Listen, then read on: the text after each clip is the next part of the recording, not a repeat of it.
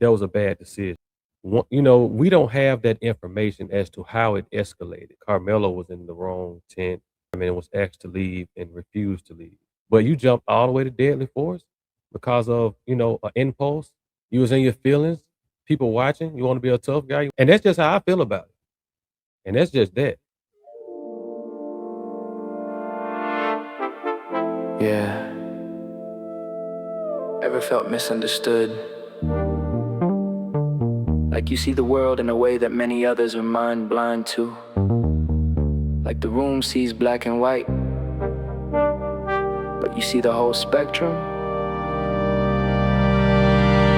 Welcome to Mentality Fleet. We don't think the same, no. Different frequency, different wave, though. Everybody follow lines, we redraw. Yo, yo, what's up, people? I'm back with another one. My name is Johnny Fleetwood, and this is Mentality Fleet. So I'm just back, man. I want you guys to just rock out with me, man, and kind of bear with me. I'm still on this Carmelo Anthony, Austin Metcalf train. It's a lot going on still in the media. At this point now, Carmelo Anthony's camp is filing for an appeal, and they have this dream team together, and they think that if they can discover some findings of misrepresentations in some kind of ways, failures to follow law and instructions during this actual entire trial. If there's something there, then there's going to be a good case, a good case to file for appeal. So that's what we're looking at right now. And before we get started, I just want you guys to like, comment, subscribe, turn on those bell notifications, and share this video if you like the content. Because that kind of to boost the algorithms. That'll help get my videos out there, help us build this platform, and just support the channel all around, so that I can keep pushing this content if this is something that you enjoy. Because I enjoy doing it as well. Just now building everything, but it's so it's a lot of things I like to talk about, but right now, man, it's just can't get away from this Carmelo Anthony stuff, man. It's just a lot of material, a lot of content, a lot of conversations surrounding this. And I have a lot of conversations, with a few different people, and a lot of times we don't agree.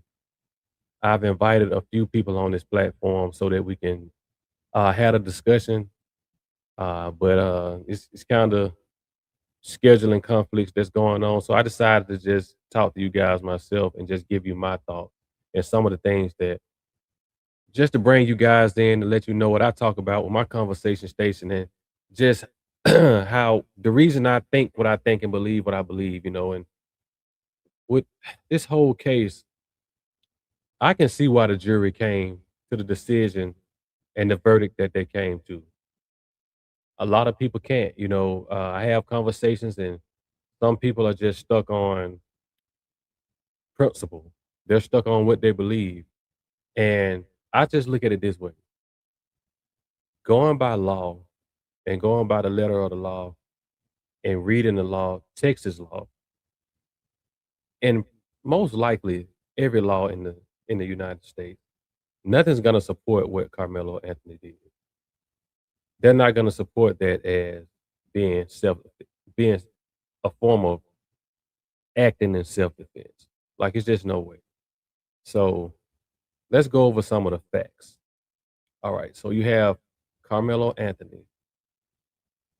He's under an opposing team's tent.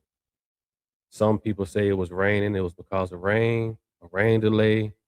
Some people say he was invited there by his friend. I think his name was Edwin. Those are the two stories that is more prevalent for him being there under the tent. A lot of people say that, there's just the culture of track. The kids are invited to other people's tent. They mingle. They kind of just hang out. They're not confined. It's not like football or basketball where there's one side, like one team side, and then there's another team side. There's multiple teams, multiple schools. It's just a big event. It's like a big competition. So you get to know people, you get to know your opponents, just become friends. It's not really a big deal to be under somebody else's tent. That's the main thing I hear whenever someone says, "Well, why was he even under another team's tent?" So they give the culture, the atmosphere, and they also say that, well, it was raining. And another thing is, well, he was invited there from it by a friend. So now, at some point, we don't know why. I haven't heard any testimony or anything like that. About why he was under the tent officially, or why he was officially asked to leave from their tent. But in general, I hear, from the information I have, the research I have, it was a conversation. At some point, he was asked to leave. He refused. Now, let's just stop there. Okay. In my conversations, I would get pushback saying, well, he doesn't have to leave. It's not against the law for him to be there. He wasn't doing anything wrong. He was minding his business. They don't own the bleachers. They don't own that area. They don't own the stadium. That team has no right, and especially a student or students have no right to have another student to force or make another student leave from their area. I agree with the force part. I disagree with he has every right to be there. Now, by law, yes, but generally speaking, common sense wise, or I guess just what's common in sports, or just being a decent individual, just from what I hear, it seems like he should have left. I don't know why he would want to stay anyway. If somebody's telling you to leave their area and leave their tent, their team's tent, and they don't want you there, I don't understand why you would want to be there anyway. But that's neither here nor there. They was asking him to leave.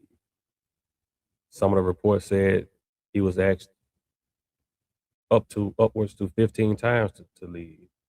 I don't know how he was asked to leave. I don't know if it was aggressively. I don't know if it was nice. But the testimony said up to 15 times he was asked to leave. He did not leave. He was aggressive.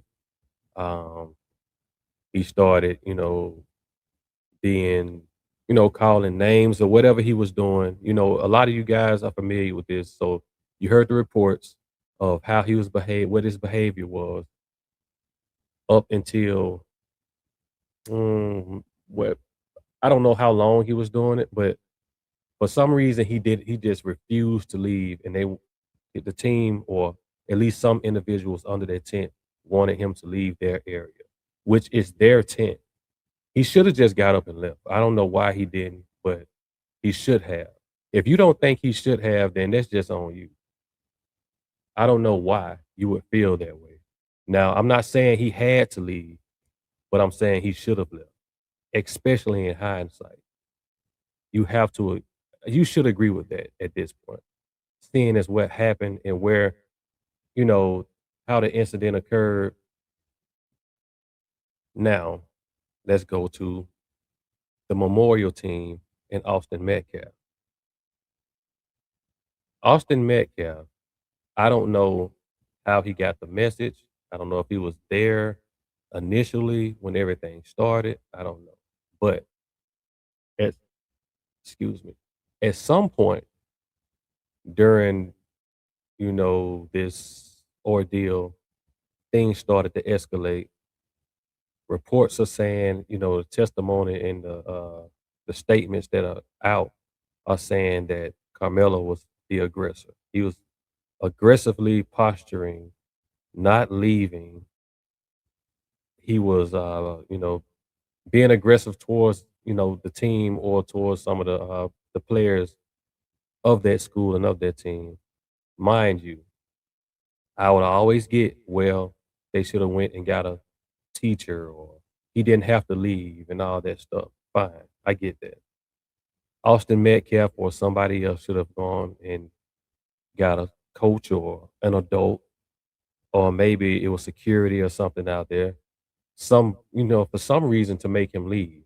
Now, when you're kids, and I'm not making excuses because Austin Metcalf is no longer here, so he paid the ultimate price for the decision that he made.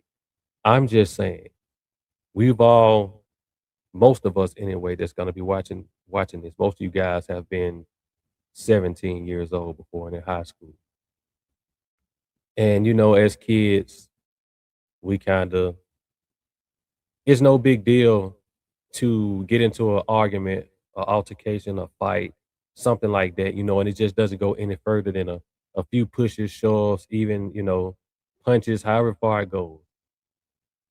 But for some reason, Carmelo did not want to leave this tent. He refused to. And maybe it's because he didn't want anybody telling him what to do. He may have been angry. He may have been looking at it in a racial way, like these white boys are not going to tell me what to do. But if you sit back and think about it, because I really don't know the way he got the message. I don't know why he felt so strongly or why he was so stubborn or just dug in so hard not to leave. But that was a bad decision, in hindsight. Ultimately, that was a bad decision. But, we don't have that information as to how it escalated. We just know that it escalated and Carmelo was in the wrong tent at that time and was asked to leave and refused to leave. Maybe he was demanded to leave. At some point, I'm sure he felt like it may escalate to physical contact. So he said, "Hey, touching me, don't touch me. Keep your hands off me. We cool if you don't touch me." I'm just paraphrasing from different statements that I heard. Generally speaking, that was his position. The main thing I heard that he said was, "Touch me and find out." And he had his hand in his bag. Obviously, Austin Metcalf didn't believe him. I heard he even said, "I'm not about to fight you at a track meet. There's nothing in there," all these things, right? Instead of just going to get a teacher, going to get a coach or whatever, because there was plenty of people in there that if he was concerned about Carmelo Anthony doing something, stealing something, or damaging their property or anything like that, there was other witnesses around that could, watch Carmelo until a coach or somebody came. But that wasn't how it happened, obviously. Austin Metcalf decided to escalate it physical to a physical confrontation when he put his hands on him. He pushed him. Some people say it's a hard push. Some people said it was a soft push. Some people say it was a lineman thrust or something like that. Could have been a small push. But once it happened, Carmelo immediately responded with deadly force for, a push. Had a knife, he stuck him. And obviously he was able to get away then. Some people say they say Carmelo, it was he was surrounded, he couldn't get out, he was afraid for his life and all these things. But, you know, once he did what he did, he got out of there. He got out of he left the tent so quick that it looked like he teleported out of that tent. When I'm talking and having conversations about this, and I'm just trying to use common sense along with the law, and I'm telling people, hey, what Carmelo did was wrong. And I'm not saying that he had no right to defend himself because he did tell Austin Metcalf and whoever else was there. But I'm thinking Austin Metcalf, he told him, don't touch me, don't put your hands on me, touch me and find out. This whole time, it appears that he had several different opportunities to leave, to just get out of there, to not escalate to deadly force for whatever reason, especially if he was afraid. If Austin Metcalf was so big and maybe Hunter Metcalf was there too, and he was afraid that all the teammates were going to jump, then why were you under the tent? Why wouldn't you just leave? Was there somebody there telling him he didn't have to leave? Was there somebody there on his side? Was this guy Edwin saying, "Hey, Carmelo doesn't have to leave. Hey, Carmelo, just sit here. They don't tell you what to do." I didn't hear any of those reports. I don't. I think, and this is just my opinion. Now, let me just say this: everything that I'm saying is just my opinion. It's for just entertainment purposes only, just for discussion, conversation. Nothing I'm saying is law. I'm not pretending to be a lawyer or anything like that. It's just conversation, right? So I'm on the side of Carmelo made the wrong decision. Right. He made the wrong decision. Carmelo had plenty of time to leave. He didn't want to leave. You can't say he was standing his ground because there were opportunities for him to leave before it escalated to deadly force. Can't say he was afraid because there were several opportunities for him to leave before it escalated to deadly force.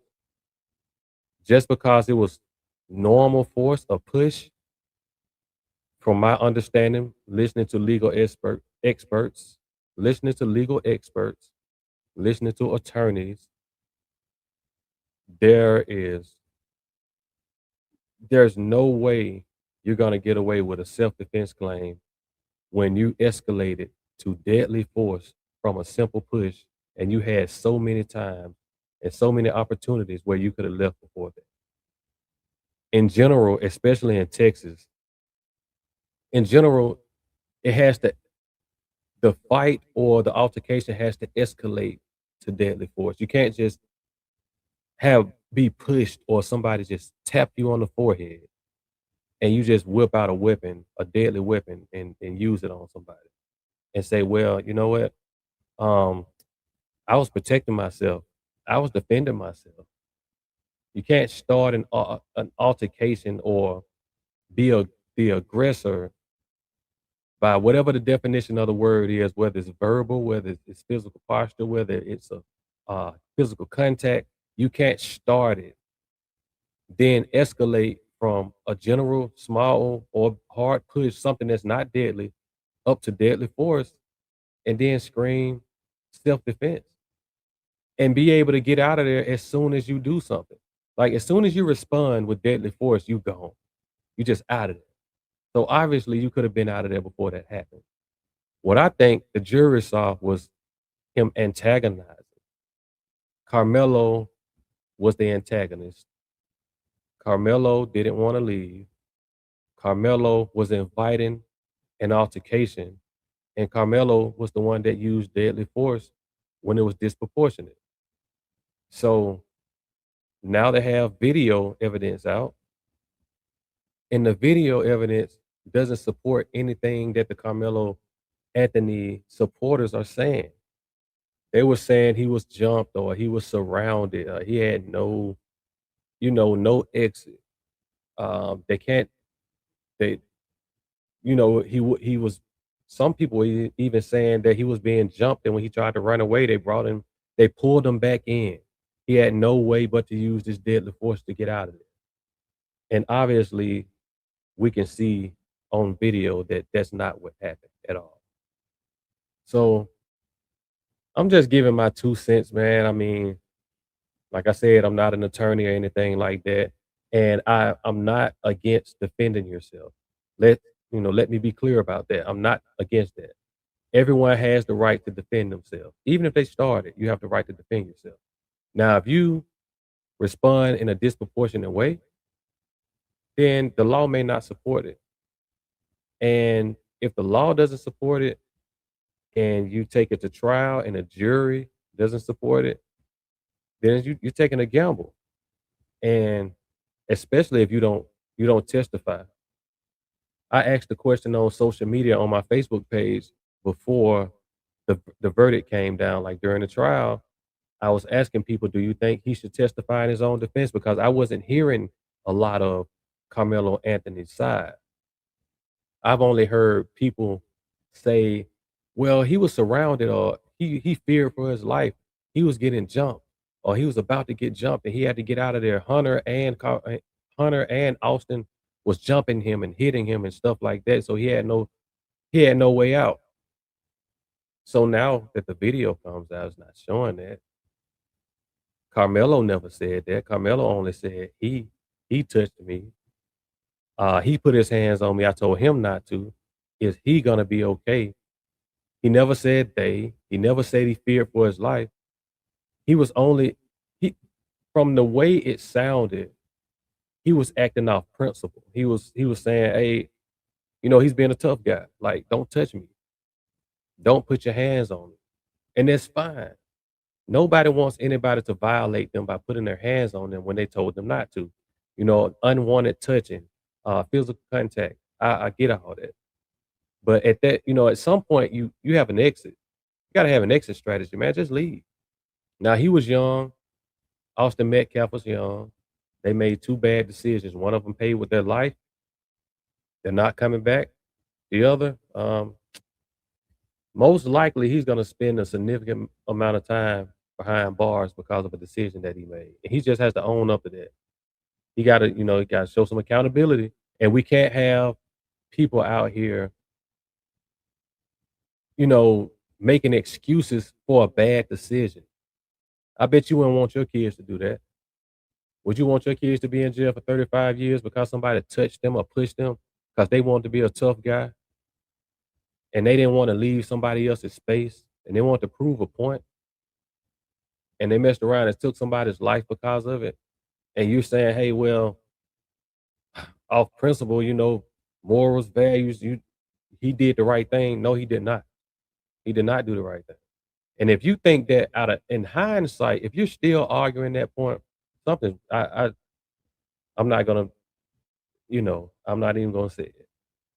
But and just because somebody's black, you don't have to agree with them. If they're wrong, they're wrong. I mean, yeah, this been turned into a big race thing. All the race hustlers is out there. All the race baiting is going on. Man, look, teach your kids better. And I'm not saying Carmelo was the only one that did the wrong thing. Austin did the wrong thing as well. He wanted to be a tough guy as well. He wanted to be an enforcer and move Carmelo physically.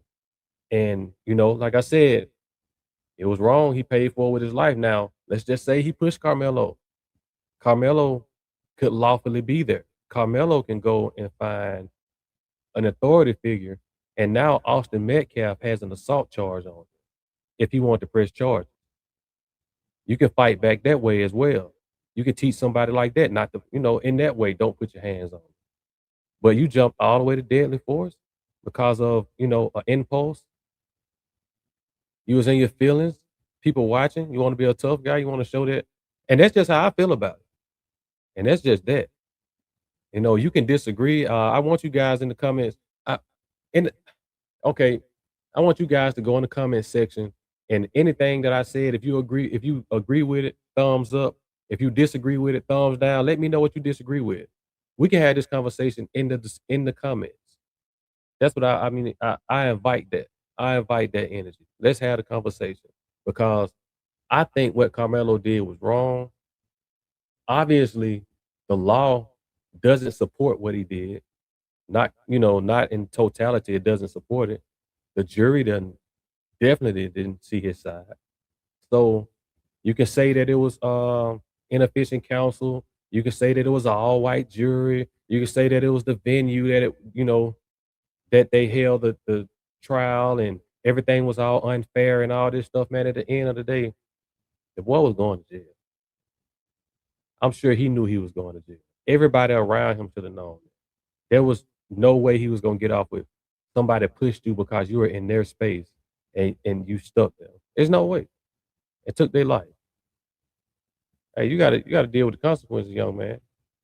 But I've been talking long enough, man. I'm just gonna go ahead and wrap it up here. But like I said before, like, comment, subscribe to the channel, turn on your bell notifications, share this. If you agree with it, if you don't, still share it. Subscribe if you like what you hear, man. I mean, I'm just rambling right now, I'm just talking, but at the end of the day, there's gonna be more content, and we'll see what happens with the appeal. So you got a dream team, so we'll see what happens with the appeal. But until next time, until the next video, peace. We don't think the same, no. Different frequency, different wave, though. Everybody follow lines.